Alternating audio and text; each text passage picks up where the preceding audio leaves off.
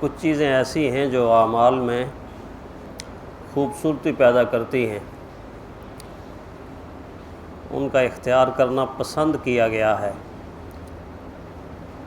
اور ایسی چیزوں کو مستحب عمل کہتے ہیں، اچھا عمل، اس کو پسند کیا گیا ہے۔ اس کے مقابلے میں کچھ اعمال ایسے ہیں جن کو عموماً عام طور پہ دین نے ناپسند کیا ہے، اور ان کو مکروہات کہتے ہیں۔ یہ لفظ اردو کے اندر بھی استعمال ہوتا ہے، کراہت ہم کہتے ہیں، کسی چیز کو ناپسند کرنا۔ تو دینی اعمال میں بھی یہ دونوں پہلو دین نے مد نظر رکھے ہیں کہ کون کون سی چیزیں ایسی ہیں جو پسند کی گئی ہیں۔ وضو کے عمل میں بھی ایسی چیزیں ہیں، ایسے اعمال ہیں۔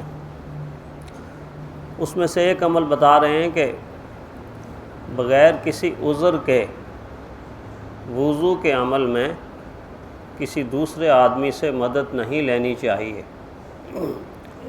ہوتا ہے عموماً کہ بعض دفعہ دوسرا آدمی کسی کو وضو کرا رہا ہو، لوٹے میں پانی ہے وہ چھوڑ رہا ہے اور انسان وضو کر رہا ہے، تو فرماتے ہیں کہ اگر کوئی عذر نہ ہو تو پھر کسی دوسرے سے مدد نہیں لینی چاہیے۔ ہاں کوئی انسان بوڑھا ہے، کمزور ہے، بیمار ہے، کوئی عذر موجود ہے، تو پھر اچھا ہے کہ کوئی اس کو وضو کرائے۔ وضو کرانے والے کو بھی بہت بڑا اجر ملے گا، اور یہ جس کو کروایا جا رہا ہے اس کے لیے بھی یہ عمل جائز ہے چونکہ عذر آ گیا ہے۔ اسی طرح پیارے پیغمبر صلی اللہ علیہ وسلم کی عادت مبارکہ تھی، ہر عمل میں عادت تھی، یہ بڑی پیاری اور مبارک عادت حضور صلی اللہ علیہ وسلم کی کہ رحمت کائنات صلی اللہ علیہ وسلم عمل میں دائیں یعنی دائیں طرف کو، دائیں عضو کو فضیلت دیتے تھے، یعنی کوئی بھی عمل کرتے تھے تو دائیں کو اولیت دیتے تھے، جیسے جوتا پہننے میں، اور اسی طرح لباس پہننے میں، اور اسی طرح مسجد میں آنے میں، اس طرح دیگر امور میں حضور صلی اللہ علیہ وسلم دائیں کو فضیلت دیتے تھے۔ اس بارے میں بخاری اور مسلم کی یہ حدیث بھی ہے۔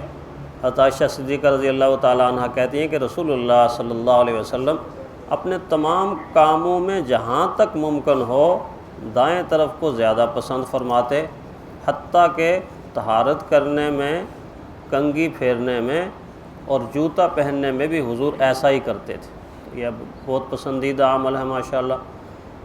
تو دائیں طرف کو زیادہ، ہاں مسجد سے نکلنے میں حضور صلی اللہ علیہ وسلم پہلے بائیں قدم نکالتے تھے اور پھر دائیں قدم نکالتے تھے۔ اسی طرح فرماتے ہیں کہ وضو کے دوران یہ خیال رکھنا چاہیے کہ وضو کے پانی کے چھینٹے اپنے کپڑوں پر نہ پڑیں، اپنے کپڑوں پر نہ پڑیں، اس کا مطلب ہے کہ دوسرے کا زیادہ خیال رکھنا چاہیے۔ بعض دفعہ اجتماعی طور پہ ہوتا ہے نا، جس طرح مسجد میں لوگ وضو کرتے ہیں قریب بیٹھ کر، تو بعض لوگوں کو بے دھیانی میں یہ عادت ہوتی ہے کہ وہ چہرے کے اوپر پانی ٹکا کے مارتے ہیں، اچھی طرح مارتے ہیں، زور سے مارتے ہیں۔ بہت ناپسندیدہ عمل ہے۔ ایک تو خلاف سنت عمل ہوا، دوسرا اس کا نقصان یہ ہوگا کہ پانی کے چھینٹے اڑ کے اپنے کپڑے بھی خراب اور ساتھ بیٹھنے والے آدمی کے کپڑے بھی خراب۔ تو بچپن ہی سے بچوں کو یہ عادت سکھائی جائے کہ آرام اور اطمینان سے وضو کریں، اور ایسا کوئی عمل نہ کریں جو ناپسندیدہ ہو اور دوسروں کے لیے تکلیف دہ ہو، تو اس سے بھی بچنا چاہیے آرام اور اطمینان کے ساتھ۔ دوران وضو دیکھ لینا چاہیے، اگر کسی نے انگوٹھی پہنی ہوئی ہے تو وہ وضو کرتے وقت اس کو حرکت دے دے، آگے پیچھے کرے، تاکہ پانی اس کی وہ جگہ جہاں وہ پہنی ہوئی ہے اس پر پہنچ جائے، اس کا بھی دھیان رکھنا چاہیے۔ اور پھر وضو کرنے کے بعد اگر وقت میسر ہو تو کوشش کرنی چاہیے کہ 2 نفل وضو کے پڑھ لینے چاہیے، ان کی بڑی فضیلت ہے، بہت بڑی فضیلت ہے۔ اسی طرح حضور صلی اللہ علیہ وسلم نے وضو کے دوران دعائیں سکھائیں۔ یقیناً ساری دعائیں ہر آدمی یاد نہیں کر سکتا، کر تو سکتا ہے، لیکن اس مصروفیت کے زمانے میں اور دین سے دوری کا یہ زمانہ ہے، اس میں تو ساری دعائیں بہت مشکل ہیں۔ ہاں جو نظام اب چل پڑا ہے بعض سکولوں کا، اللہ کا شکر ہے کہ بعض سکولوں میں یہ اہتمام کیا گیا ہے، تو اب چھوٹے چھوٹے ہمارے بچے بھی ساری دعائیں سنا دیتے ہیں جو بڑے لوگ نہیں یاد کر سکتے تھے اور ان کو یاد نہیں ہے۔ تو کم از کم ایک آدھ دعا تو یاد کرنی چاہیے۔ وضو کے دوران یہ دعا سکھائی، اشہد ان لا الہ الا اللہ وحدہ لا شریک لہ واشہد ان محمدًا عبدہ ورسولہ، یہ دعا اللہ کے نبی پڑھا کرتے تھے۔ مسلم کی یہ حدیث ہے۔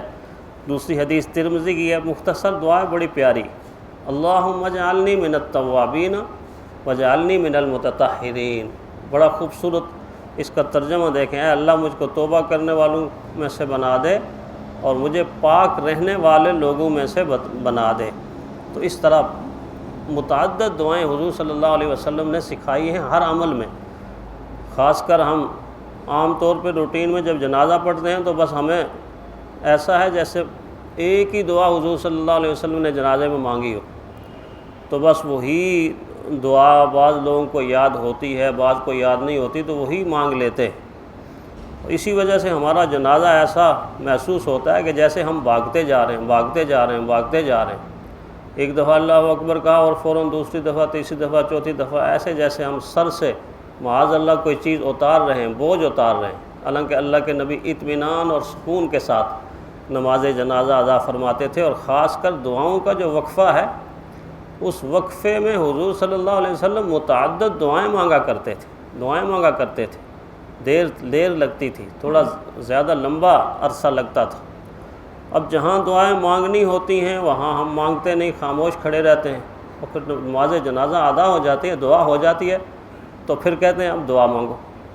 یہ ایسے ہی ہے کہ کسی مہمان کو کھانا کھلانے کا وقت آئے تو ہم کھلائیں نہ، اور جب نہیں کھانے کا وقت ہو تو اس کو یار کھانا کھا لو۔ تو رحمت کائنات صلی اللہ علیہ وسلم جنازے کے اندر ہی ساری دعائیں مانگا کرتے تھے۔ تو اس طرح حضور صلی اللہ علیہ وسلم نے وضو کے دوران بھی دعائیں سکھائیں۔ ایک دعا دیکھیے، اللہم اغفر لی ذنبی ووسع لی داری وبارک لی فی رزقی، کتنی پیاری دعا ہے، محبوب ترین دعا ہے۔ تو بہرحال اگر پوری دعائیں انسان سیکھ نہیں سکتا، کم از کم ایک دعا تو سیکھ لینی چاہیے، اور اگر دعائیں نہیں سیکھ سکتے تو ترجمہ تو کم از کم آنا چاہیے، اپنے الفاظ میں اللہ تعالیٰ سے مانگتا رہے۔ تو یہ مستحب عمل تھے، اور چند عمل مکروہات میں شامل، ناپسندیدہ اعمال میں ایک چیز بتائی کہ ایسی جگہ بیٹھ کے وضو کرنا کہ جو وضو کے لیے مناسب نہیں ہے، جیسے نجس جگہ ہے یا کوڑا کرکٹ پڑا ہوا ہے، گندگی پڑی ہوئی ہے، اس طرح کی جگہ کے اوپر بیٹھ کے وضو کرنے سے کیا نقصان ہوگا؟ ایک طرف سے پاکی حاصل کر رہا ہے اور دوسری طرف سے کہیں ناپاکی ہی اس کو حاصل نہ ہو جائے، اس سے منع فرمایا۔ اسی طرح فرمایا کہ وضو کے وقت بغیر ضرورت کے دنیا کی باتیں کرنا مکروہ ہے۔